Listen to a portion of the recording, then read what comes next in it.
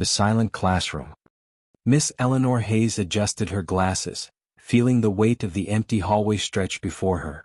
The early autumn sun filtered through the tall windows, painting golden rectangles on the worn wooden floor. She had arrived earlier than usual, hoping to prepare her classroom before the students trickled in, but the air was still, almost oppressively so. A faint hum of ventilation was the only sound, yet she could not shake the uneasy feeling that the school had changed overnight. Something was subtly, profoundly wrong. As she pushed open the door to room 214, a cold draft washed over her. The classroom appeared normal at first glance, rows of desks, chalkboard dusted with faint remnants of past lessons, but an unsettling quiet lingered in the corners. Her footsteps echoed unnaturally, bouncing off the walls, yet there were no other noises, not even the faint rustle of papers or the squeak of chairs. The silence was too complete, unnatural in its perfection. Eleanor set down her bag and began organizing her lesson plans, but her attention kept wandering. Each desk seemed to hold an expectancy, as though watching, waiting. The faint outline of names was scratched into the wooden surfaces, student names she did not recognize. Her fingers traced the grooves involuntarily, and a shiver ran down her spine as she noted that the names appeared newer than the worn desks themselves, almost freshly carved. A sudden tapping noise broke the stillness. Eleanor froze, straining to locate its source. The sound came from the far corner of the room, subtle and irregular, like fingernails drumming on polished wood. She walked cautiously toward it, half expecting a student or a stray janitor, but found nothing. Only the desks, pristine yet tauntingly alive in the silence, stood in quiet defiance. She tried to rationalize it. A draft, a loose window pane, her imagination playing tricks after a long week. Yet when she glanced toward the chalkboard, she noticed faint markings that had not been there before, letters forming words in a looping, careful hand. "We are watching." Eleanor's breath caught in her throat. Her instincts screamed that this was no ordinary classroom, no ordinary day. The air itself seemed heavier, infused with a patience and intelligence that unsettled her to the core. A small rustle drew her gaze to the corner, where a single student desk, oddly isolated from the others, had a faint glow. It pulsed softly, rhythmically, like a heartbeat, though Eleanor could see no source of light. The sensation of being observed intensified. Her pulse quickened as she realized the classroom had grown in ways she could not measure. The walls seemed farther apart, yet the windows reflected impossible angles. She was not alone. Eleanor's rational mind struggled, resisting the creeping dread, but every instinct warned her to leave. Yet curiosity, a compulsion she had always prided herself on, kept her rooted in the center of the room. The desks seemed to whisper as she moved between them, their names etched in wood almost imperceptibly shifting positions. Something or someone in the silent classroom was learning her patterns, mirroring her movements, anticipating her reactions. The clock on the wall ticked, yet the sound seemed muted, swallowed by the room's pervasive silence.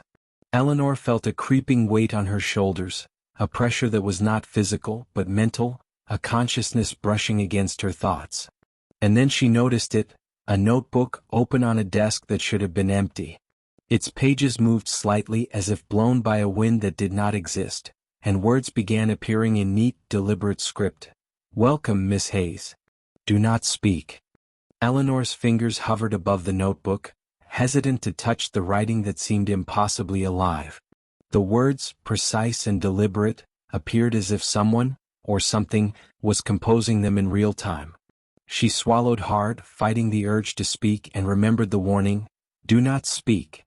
Her own voice felt alien in the still air, the sound of violation she dared not commit. Stepping back, Eleanor surveyed the classroom again. The isolated desk continued to glow faintly, an unyielding pulse in the corner that seemed synchronized with her heartbeat. Desks she had considered empty before now held subtle signs of movement. Chairs slightly turned, pencil shavings scattered anew, the faintest impressions of fingerprints appearing on the wood.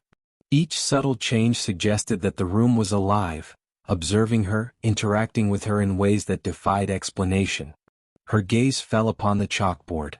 Faintly, impossibly faintly, she saw outlines of words appearing and disappearing, messages she could not fully read. She leaned in closer and the letters sharpened. "We know you. Watch your steps." A cold wave of fear ran down her spine. Eleanor realized this was not a prank, not a malfunction of old classroom equipment. The building itself, or whatever resided in it, had awareness, intelligence, and intent. The air thickened, making each inhale deliberate and heavy. Eleanor felt a peculiar pull toward the back of the room, toward the shadows beneath the windows. Movement caught her eye, subtle, a flicker of shape in the corner of her vision. She spun, but the space appeared empty. Yet instinct screamed that the empty was deceptive. Every inch of the room was designed to unsettle, to disorient, and to isolate her within the oppressive silence. Her first steps toward the glow on the isolated desk were cautious, deliberate, but the floorboards creaked despite her carefulness. The sound seemed loud, amplified unnaturally, and with it, a ripple passed through the classroom. The desk's shadows shifted, stretching in unnatural ways, and for a fleeting moment Eleanor thought she saw figures crouched just beyond the edges of the desks. They vanished when she blinked, leaving only the oppressive quiet behind. A sudden scratching sound erupted from the blackboard, slow and deliberate. Eleanor froze, her mind racing. The letters appeared again. "Your presence is noted. The rules are simple." She swallowed hard, unable to move, unable to speak. Every rational explanation faltered under the weight of the room's intelligence.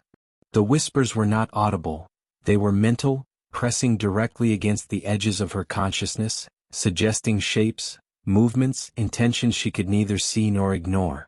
Gathering courage, Eleanor decided to explore the perimeter of the classroom. Her hand brushed against the edge of a desk, and immediately the pencil atop it rolled toward her fingers. The motion was precise, deliberate, impossible.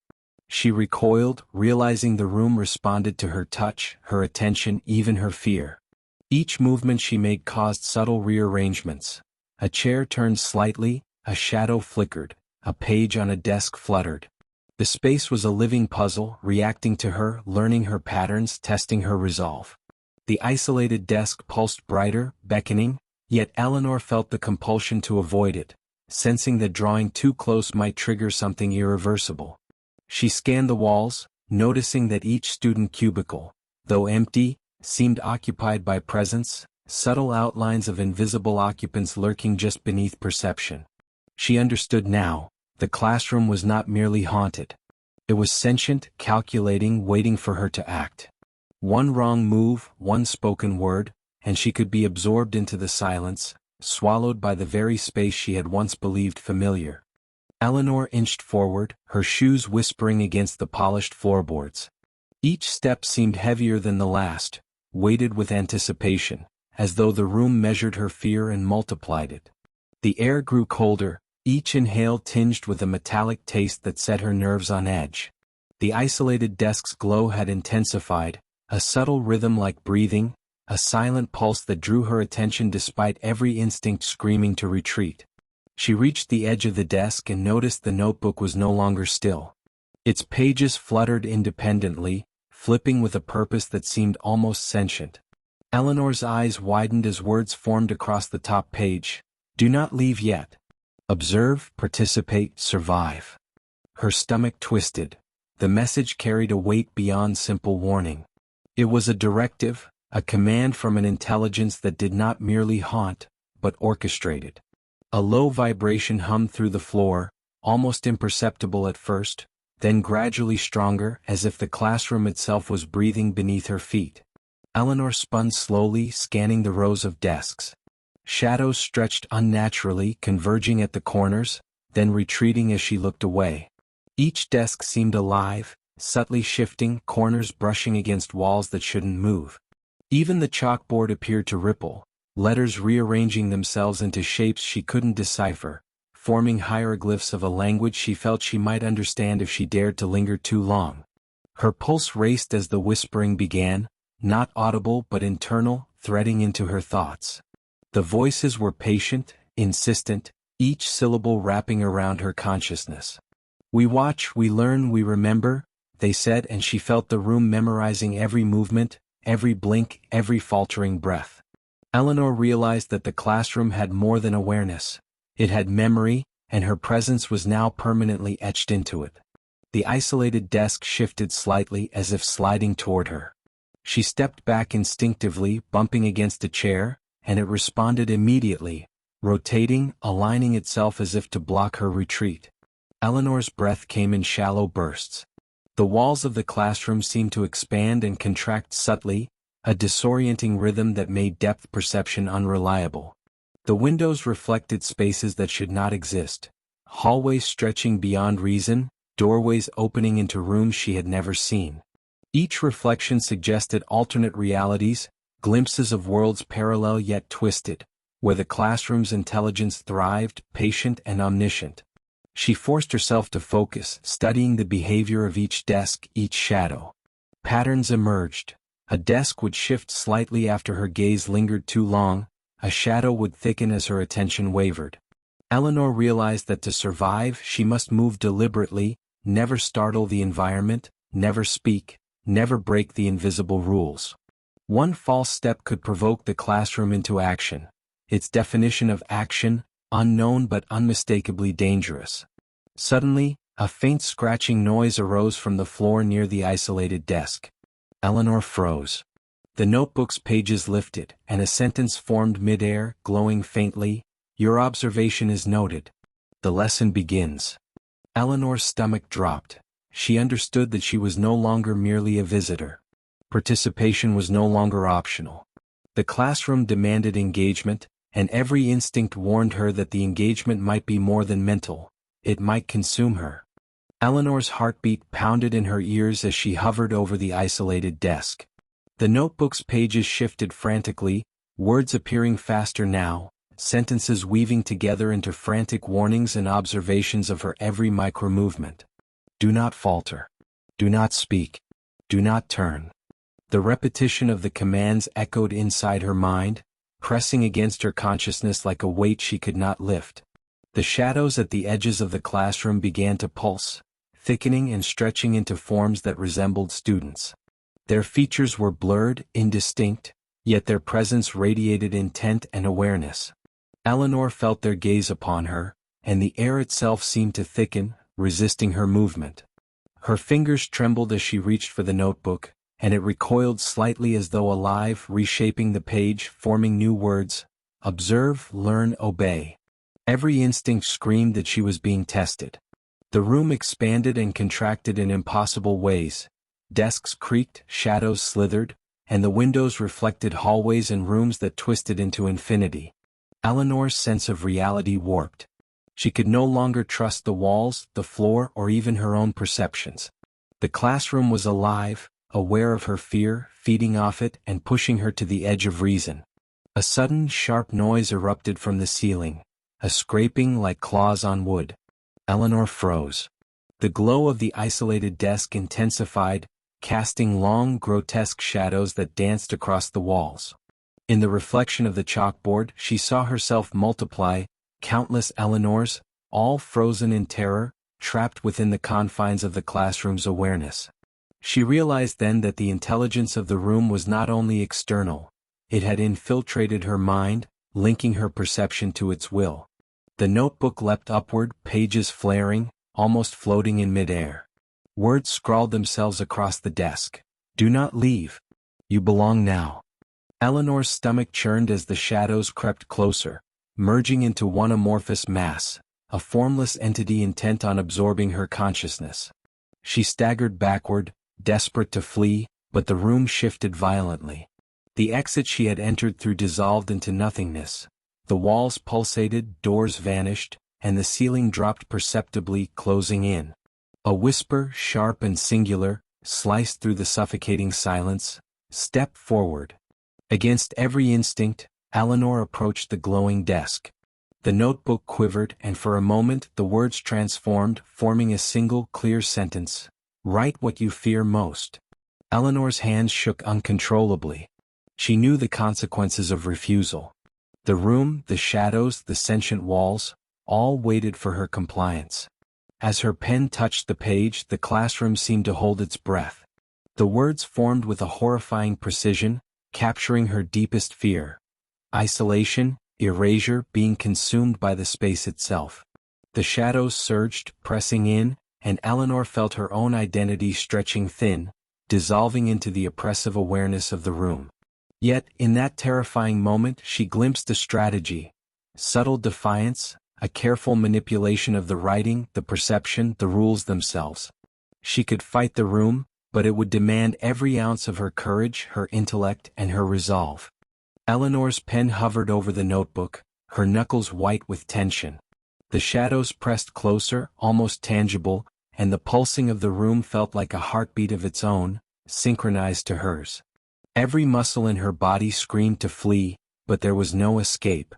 The walls breathed, the floor creaked under invisible weight, and the air itself seemed to whisper, reminding her that the classroom had already memorized her presence, her fears, and now her intentions. She exhaled slowly, forcing herself to focus, to think. Instead of writing her fear plainly, she crafted it carefully, embedding misdirection, ambiguity, and observation into each word. The shadows hesitated, the air thickened for a moment, as if evaluating her subtle defiance. Eleanor realized that the intelligence of the classroom was not merely destructive. It required interaction, compliance, yet also discernment. A misstep could mean assimilation, but clever engagement might allow her survival. The notebook's glow softened slightly. The shadows pulled back, stretching into the corners of the room but no longer converging on her. Eleanor's heart still raced, her mind still alight with terror, yet she felt a small, fragile control. The room remained aware, alive, but it had accepted her subtle manipulation. For now, it allowed her to exist within its walls without immediate consumption. The windows reflected the familiar hallway, yet distorted. The ceiling remained unnaturally low in some places, unnervingly high in others. Eleanor took careful steps toward the door. Each footfall was measured, deliberate, aware of the room's gaze. As she reached the threshold, the notebook returned to the desk, closing with a soft thump, the last words etched faintly across the page. "We remember always." Eleanor felt a shiver run through her. The classroom had not forgiven, it had not released her. It had merely acknowledged her cunning and temporarily suspended its claim.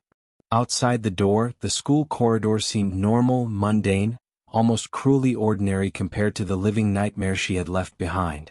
Eleanor's breath returned to its natural rhythm, though her fingers still trembled, her mind replaying every sound, every movement, every whisper. She glanced back once.